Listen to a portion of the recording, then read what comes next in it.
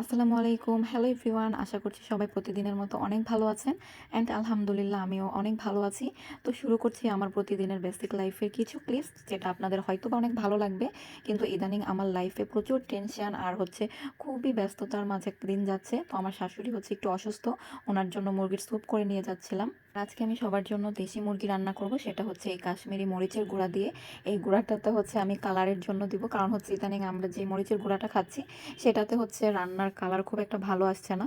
সেজন্য আমি আজকে এটা ট্রাই করলাম। আর এখানে কুমড়া ভাজি করবো আজকে। এটা কিন্তু মোটেই কুমড়াটা আমি কাটিনি, এটা আমাকে আন্টি অনেক সুন্দর করে কেটে দিয়েছেন।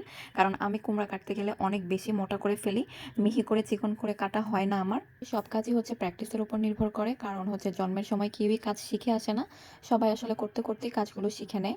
আর এখানে আমার জামাই আমাকে আসছিল কাজে হেল্প করার জন্য, কিন্তু উনি যখনই রান্নাঘরে আসে বরঞ্চ আমার কাজ একটু বাড়িয়ে দিয়ে যায়, যেন আমার কাজ করতে আরও অনেক বেশি লেট হয়ে যায়। সেজন্য আমি চাই না ও রান্নাঘরে আসুক।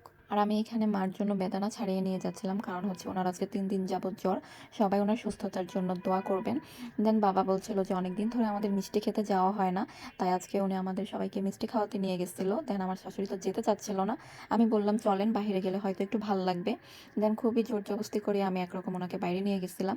দেন আমি বাড়িতে এসে সবার জন্য চা করলাম, আর এই চা খেলে সবার মাথা একদম ঠান্ডা হয়ে যায়, ইভেন আমারও। সো আজকে এই পর্যন্তই, অ্যান্ড আল্লাহ হাফেজ।